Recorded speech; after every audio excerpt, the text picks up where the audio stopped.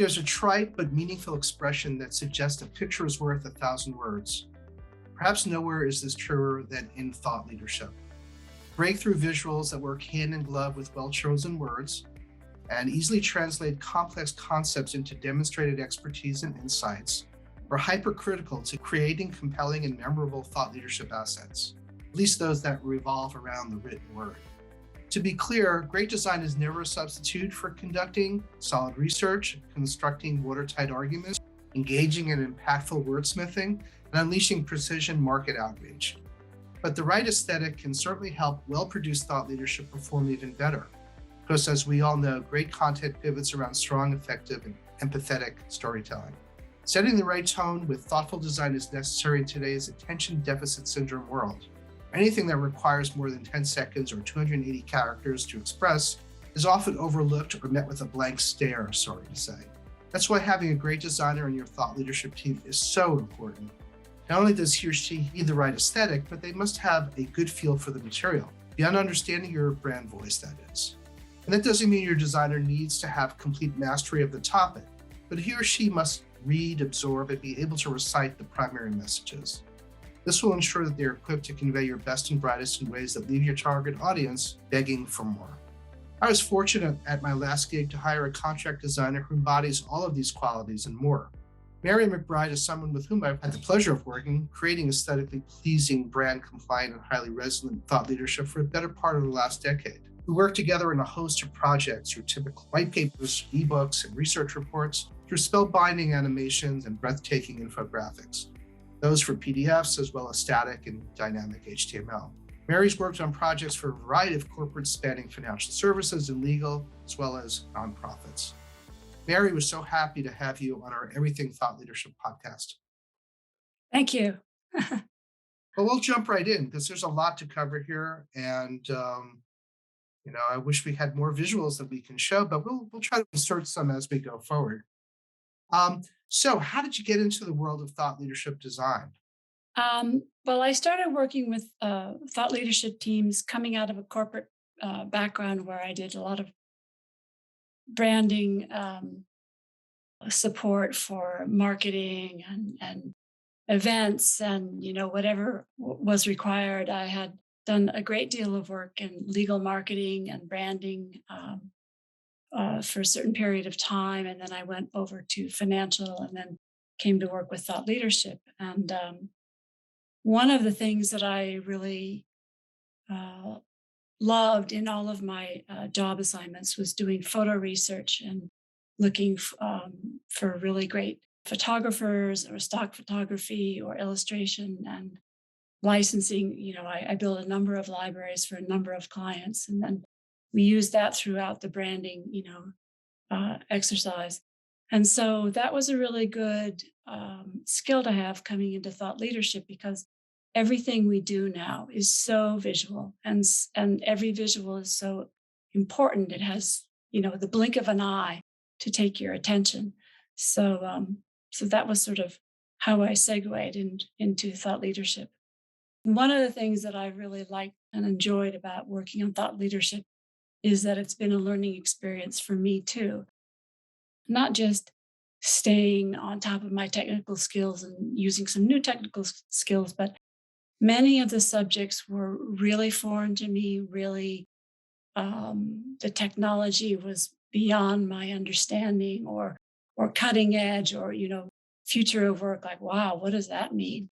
So, I've had to really read that content, manuscript, go back to the editor, the writer, go online. I can do a fairly good summary of what blockchain means, things like that. I can't illustrate a concept unless I understand it. And so I've had to work really hard on some things and go back to the team. And once I do understand something, I can usually find a key or a way in to making it a compelling graphic, compelling image design. That's great. That's a great overview. So it doesn't sound like you've had any regrets. It sounds like it's all been upside in terms of continuous learning and career development. But can you maybe talk a little bit about what's different designing for thought leadership than, say, your typical branding campaign? Well, what's different now is that everything is digital. So the whole idea of putting together a package or a sales package or a marketing package, I mean, it's all digital. And so our time frame is compressed. Uh, we have short sound bites, short pieces of content, short animations, things like that. Thought leadership is about illustrating a concept or a technology, not about a service or a whole sort of backup thing. It's not about how many offices you have worldwide. It's not about how many choices you have on your menu. It's a lot in many ways. It's more theoretical and abstract than what I had been working on before. Right, right. So when it comes to picking good visuals, whether they're images or photography or creating information graphics, what in your mind are you striving to do with thought leadership where you can really sit down, understand what you're trying to convey, deconstruct it, and then reconstruct it in a visual way that's going to complement the Yeah. message or the strategy that's discussed in a more tangible way? So design should help unlock what people need to comprehend or take away. When you write a manuscript, it's endless words, which are all very well crafted, but you have a flyby minute to engage the reader when you take it to the next step. So in the content, are there words or phrases or headlines that should be highlighted or pulled out?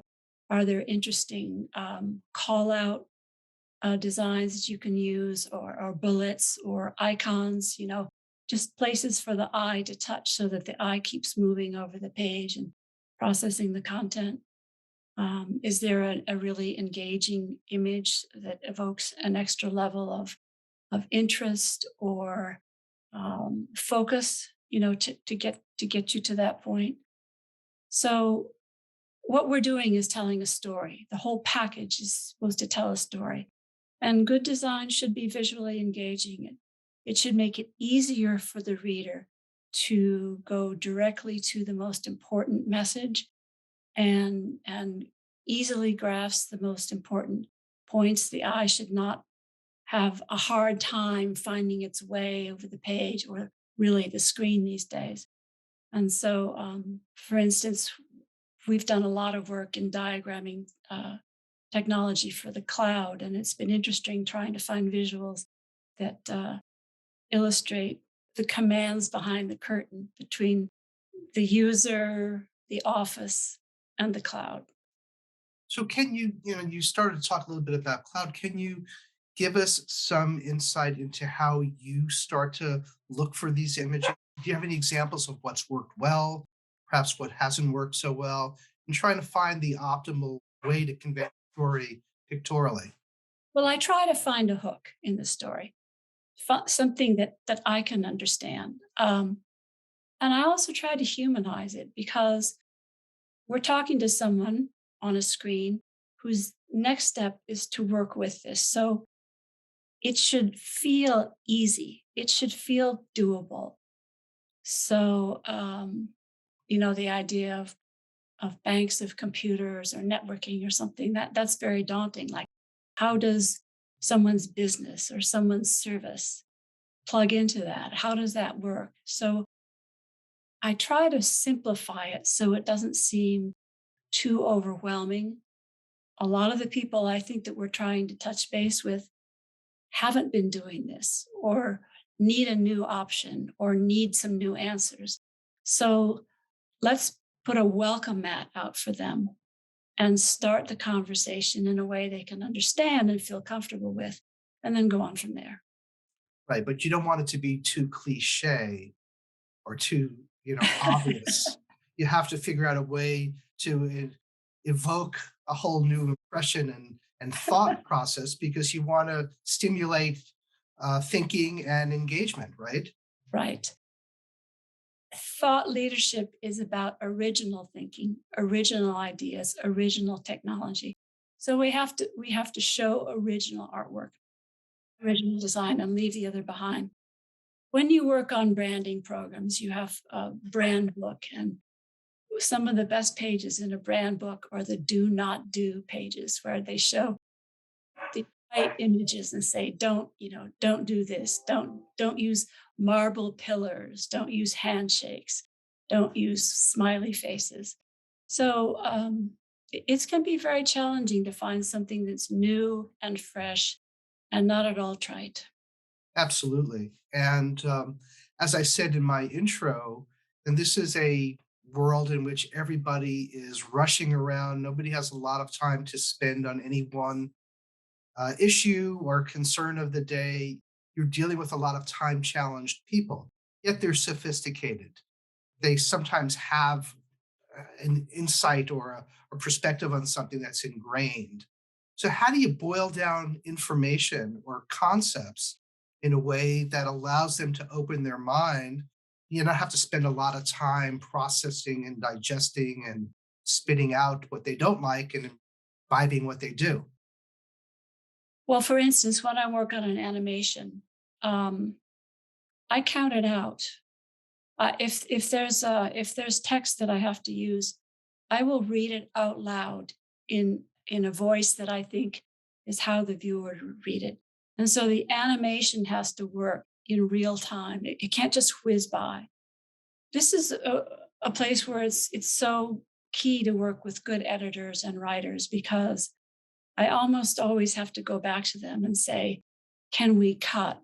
We get original material often in PowerPoint form that's often rough, not particularly visual. So from that point, we have to refine it. Do we need this word? Do we need this title? Can we collapse this? Um, Less is really more. The less you, the less busy your screen is, the more you can process. And sometimes we go back several times. That's why it's been so great to have some of the team. The thought leadership team is really a team and it has a lot of parts. Absolutely. That's so true. So, you talked about animation, we talked about picking photography and imagery and creating information graphics. The field has changed so much just in the last 5 years, even, much less the span of our careers. So, Right. what do you do to expand your skill sets, your canvas, if you will, so you stay up to speed with the new tools and formats and demands of today's thought leadership world? Yeah. This is really hard. I mean, about every 5 years, there's a huge change in something. So continuous learning is really key. I'd say about every 3 years, I really make an effort to touch base with the new releases, with new technology, updates to applications. I read design blogs and posts. Um, Lynda.com is an excellent teaching device that's updated all the time and fairly affordable, very accessible. Myself, I have gone back to Noble Desktop in New York many times over the years. They have great online seminars for free that introduce you into certain technologies or applications. They have degree programs, certificates in web design or user experience. I went to them and took classes in animation, and I really learned it. They were very, very helpful. Now, I remember something in particular when I came to you a few years ago and said, we want to expand how we present our information. And I'd love for you to look at getting involved in animation and motion graphics. And at first you were like, let me think about it. And then you said, yeah, let me do it. It's a good idea. And can you kind of talk a little bit about that thought process and how you were able to acquire these new skills and be quite a good motion graphic designer? Well, one plus is that I didn't have to learn coding because I'm a designer, not a coder. And once I started working with, in particular, After Effects, I realized that it's designed over time. You can make something happen over time, and you don't have to get into the coding and all of the different kinds of parameters that requires, like Internet Explorer and Chrome and accessibility and things like that.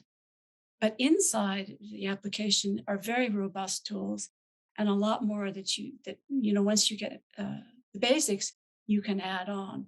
So it's a very good way to add short animations, especially for fact-based pieces that need to show maybe something over time, like a bar chart or growth or transformation or something like that.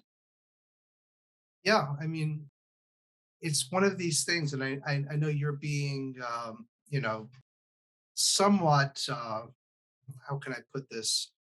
Not boastful. You're being very humble. That there's a lot of rethinking and recalibrating and rewiring of your brain to be able to do this. It's not just simple. You have to have the desire to do it. You have to be passionate about it.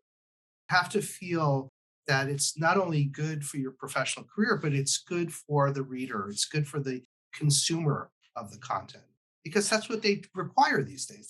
They demand it. They expect it. Right. Well, I enjoy looking at it. When I go to a web page, I love to see what they've done with animation, and I say, "Wow, that's really great." I think it adds so much to what we're doing now. Um, we have a whole new way of presenting information on the screen than we ever had before, and in some ways, I think we reach a lot more people, and we're a lot more direct. Yeah. So, and not for you to sit here in judgment of others, but where do you see many designers and designs themselves falling short? As you said, things are more complex, more digitally involved and enabled. Not easy for somebody to design for this different medium and this different mindset. So, what do you see happening that could be done better? I see a lot of designers using a lot of bells and whistles. There are a lot of tricks that you can do with the technology. Um, a lot of motion, a lot of changes, a lot of morphing things. Do these really help when telling the story? Um, that's why the whole process is so structured. When it works, it's so structured because you really need to think about where are you going with the story, and are you wandering off into some motion or some big wave or something like that. We're not doing advertising. We are bringing fact-based information to the viewer. So don't make them wait for the story, don't make them dig for the story, don't make them keep clicking.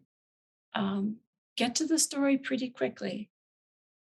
One of the ways that One of the things that happens when a designer works for a certain amount of time is that you train your eye to see.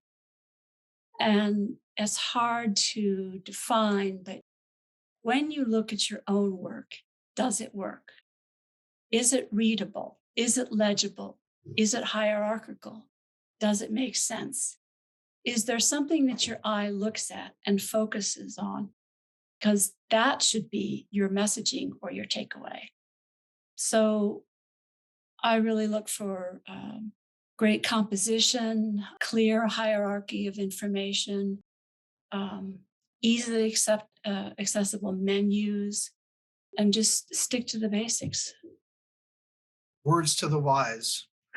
So, I guess you're not a big fan of listicles that offer a lot of clickbait and a lot of substance. Long ago and far away, one of my design teachers said something that with every change you make, you start to lose readers. So every time you change a piece of copy, if you have a bold headline and then if you have a headline, make it bold, don't make it bold and italic, or bold and italic and keep changing colors. Give one change to your information and the eye keeps moving. When you add too many changes, the eye gets tired, the eye gets lost. So, That's great. So you had mentioned the importance of the team. And so, what do you think are the best ways for designers to work with thought leadership architects and the whole team concept from the writer through the copy editor, through the proofer, through the program manager? Because I mean, this takes a village. I keep saying this. I know it sounds really trite and obvious, but it's not one person's my way or the highway. Really, to do this well, you need to extract the best and the brightest of everybody who's contributing, from the thought leader, him or herself, through the entire team that produces the work. So, what have your experience has been? What works well? What hasn't worked so well? well, I come from a background where we always worked with writers. Um, we didn't just sit down at a desk and like put something out there. So I've always had great respect for writers and for editing. And I think, the best thing is to start off with a discussion when you get a piece, what they're trying to do. By the time I get a piece, the editor, the writer, they've been working on it for a while. And so they can give me their presentation, their summary, and then I have an idea of what they're trying to say and how they have gotten to this point. And then I start to work, and then I come back and say, but I don't understand. How do you get from A to D? B and C seem unclear to me. And so just keep talking. I mean, this is that's the best way. It's harder when we've all been remote. I mean, we used to be all in the same office within shouting distance. But Right. the writers and the editors are bringing the core concept to the designer, and the designer then works to make that concept engaging for the viewer. But it all has to interact. It all has to interact. Very, very true. The death of distance. I mean, we've solved it with some of the technology, but it's complicated some of our processes for sure. Yeah, yeah. So, you're a highly visual person. Infographics are so critical. Really, people want the facts. They want them in a very comprehensive yet easy to digest and understand way. How do you attack infographics so that you're able to really help people, whether they skim or whether they really dive in deeply, to get as much as they can out of the information presented? It depends. There are a variety of ways. Some infographics are so dense that it's best for me to leave them mostly alone and bring some visual interest to them. If there's too much copy and you start to animate it, then your eye is just going like this all the time. So animate one thing, or bring some beautiful visuals or icons, or extend the story so that you can read it more easily. There's an example I have that came as a PowerPoint that was just like so much copy, and I can do that, and I can make a nice design, but I couldn't figure out what to do with it until I went for a long walk, and then I just put a banner progression over the top. When you start here, you're looking at heritage applications and how they move over to external systems. So, okay, heritage is here, and then they have this huge menu of options before you get to your external system. I left that there. That's what they're trying to tell you. But over the top, I gave an arc of movement that shows here's how you start and here's how you end. And so it's visually pleasing. Right. So simplicity is very important. I know I come from a world of complexity and intricacy. Sometimes more is better, and to some people, even more is even better. But the job then becomes, how do you work with the writer and the thought leader in some cases to really simplify the message so it's going to resonate, so people will be able to have practical takeaways that they can apply to their life and their worlds. Right. That's not easy. That's the challenge. That's why they hire people like us, right? um, the biggest challenge is sitting down with a blank sheet of paper. That's true. I've stared at many a blank screen over the years, that pulsating cursor. Yeah. coming up Yeah. with very little, and all of a sudden something sparks my imagination, and I'm inspired to go forward. And I'm sure very similar in your world. Yes. So what's next in your view in the world of thought leadership design? Any tricks of the trade? Anything you want to share with fellow designers who either are involved in this trade or want to move into this line of work? Yeah, that's that's the big question. That's the quiz question.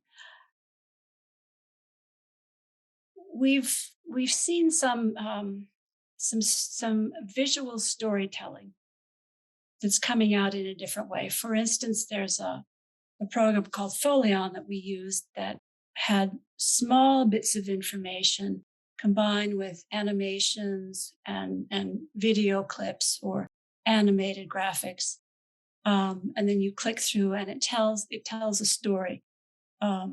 It's the online animated version of a white paper in a condensed thing. There's an extension, an application extension that you can now use with InDesign. So that if you're putting together a white paper, you can add this application to it. You can write certain commands so that your headlines drop down or fade in, or you have blocks of copy, different things. And then you have a white paper, which can be a PDF or something like that. You can also send it to write code, and then that code can be embedded. So, for instance, if you're doing a recruiting piece for schools, you can do it in print or in PDF. You can also embed it in your website, and then it becomes an animated thing. So, animated storytelling is expanding.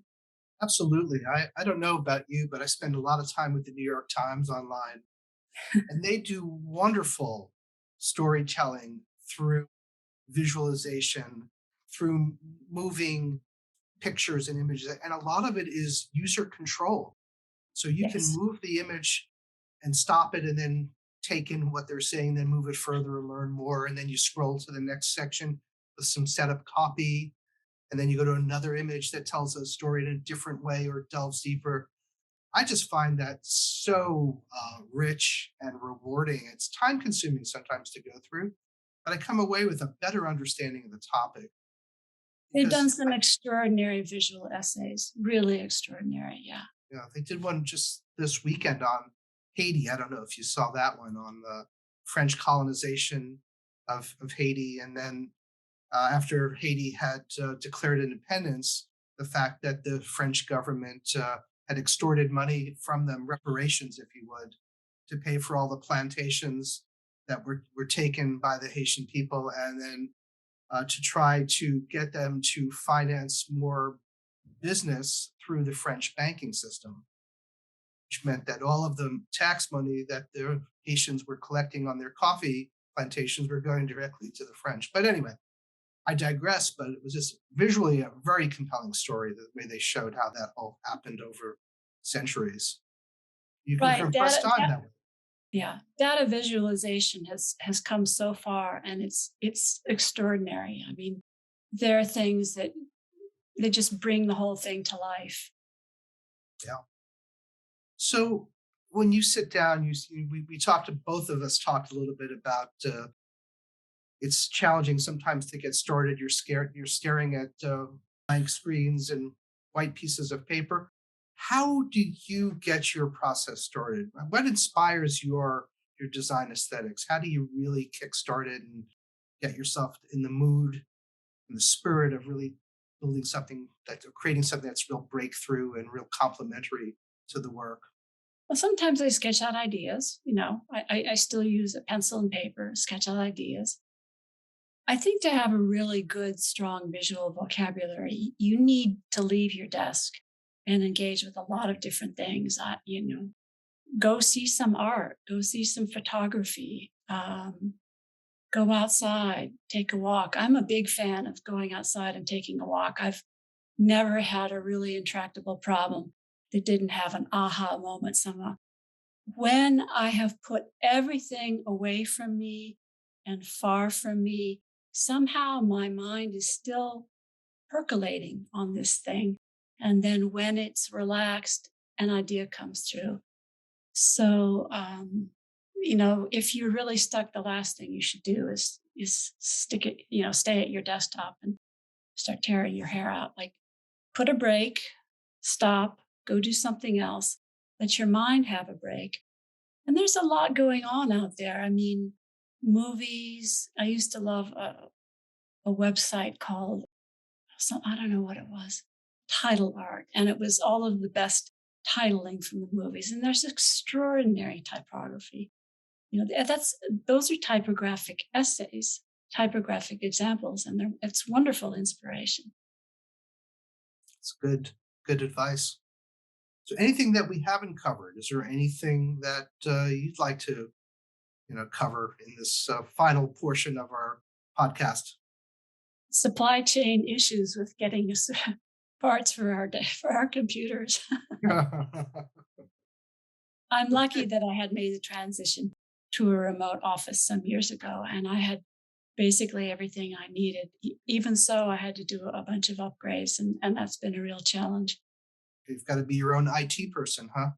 Yeah, every once in a while, you have to stop driving the car, pop the hood, and fiddle in it. So Exactly.